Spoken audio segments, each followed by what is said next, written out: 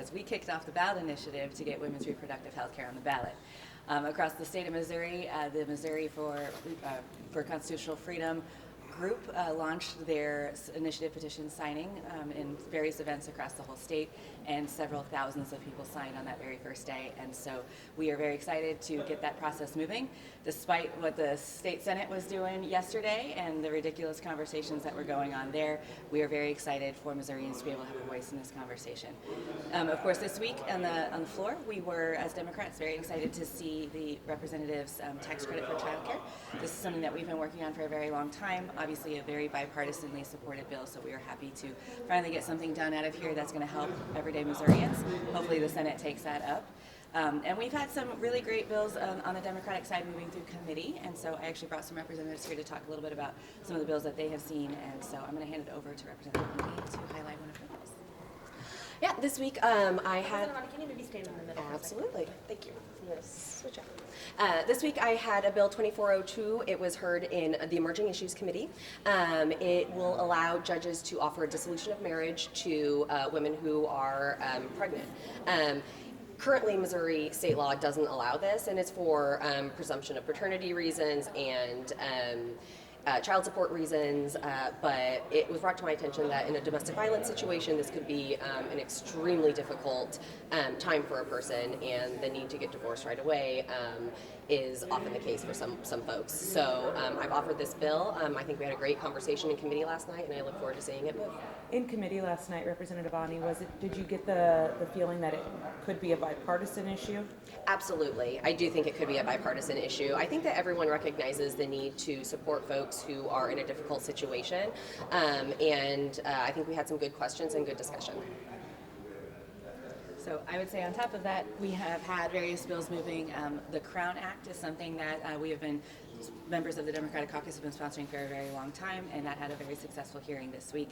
And we've had some bills in the tax spaces, and just really, really excited about how many Democratic hearings we're having, and hopefully we can get these bills to the floor and start doing some good for Missourians. But with that, happy to answer questions. The Women and Family Research Fund dropped their initiative petition campaign this morning. They announced that they're suspending that. How does that change the dynamic for November?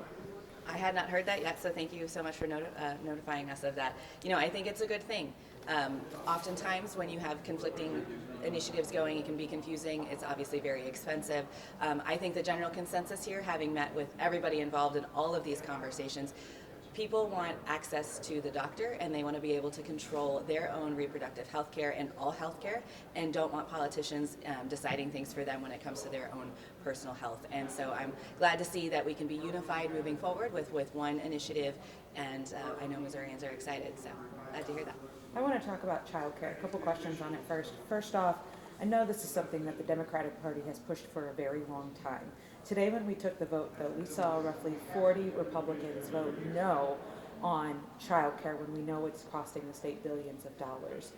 I know you can't speak for those Republicans, but why is this so important, and why do you think you would vote no on something like this? Yeah, I mean, the child care crisis, and I use the word crisis intentionally, is a huge problem in our state and the entire country. We especially saw during COVID, so many of our child care centers had to shut down. You know, America was just completely turned upside down.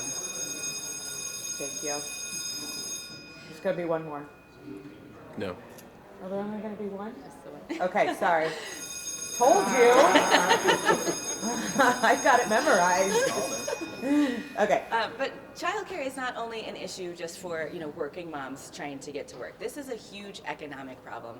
This is an issue in places where our schools are on 4-day school weeks. Folks need childcare on that 5th day. When employees cannot find childcare, employers and their businesses suffer. This is a problem that we know is crossing all spectrums, and it's not just in rural places or urban places. This hits truly every corner of the state of Missouri. So we were very grateful for the representative for filing this bill not only last year but this year and getting it through the chamber. And the organizations that were in support of this come from all spectrums. This is a time where you can see the Missouri Chamber of Commerce and more groups like Jobs with Justice who are advocating, Empower Missouri. A lot of these organizations who sometimes are on conflicting sides of this conversation all know that we need childcare and we need it to be affordable, reliable, and safe for all of our kids. To answer your question of why would somebody vote no on this?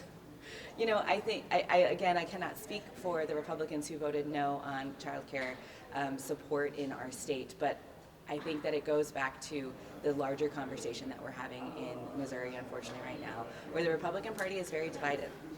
We've got folks running for different things against each other, and they're all trying to find reasons to say no to each other's issues.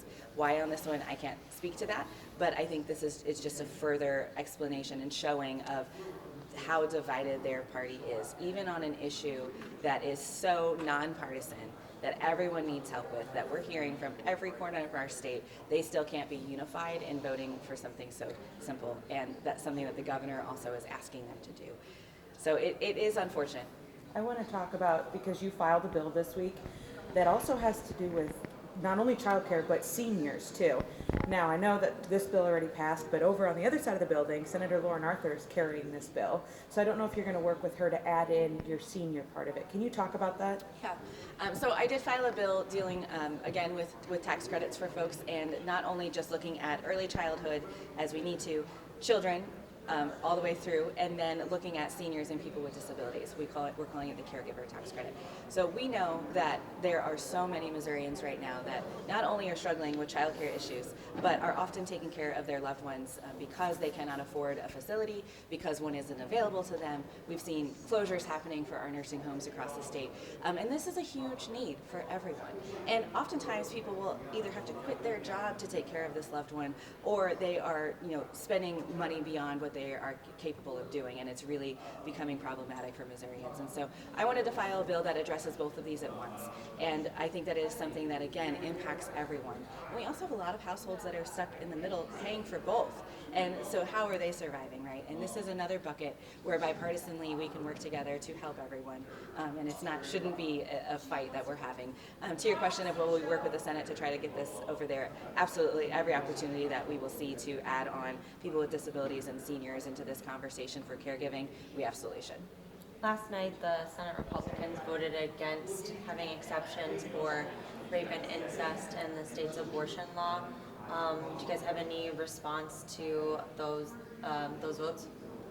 Yeah, not surprised to have seen that yesterday. Back in 2019, when the draconian bill was passed, we tried to offer amendments to add exceptions for rape and incest victims, and we saw the Republicans vote that no then. So not surprised to see it again now.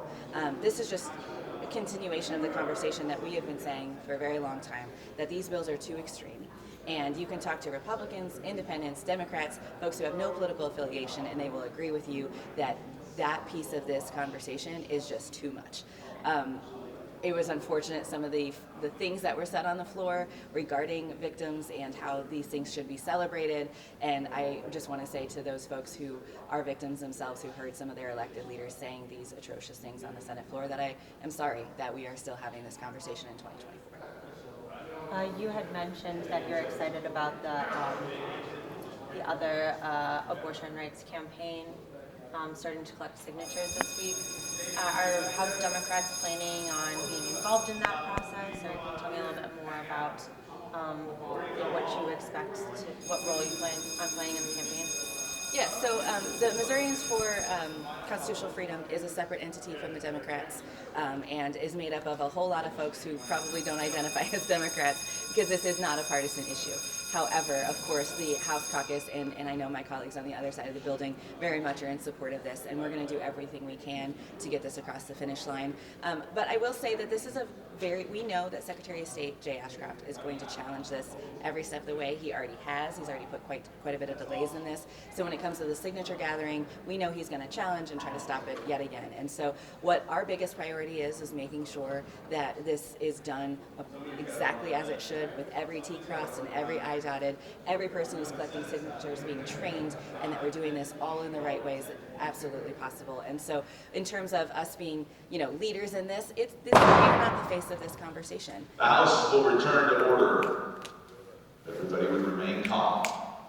Lady from desk.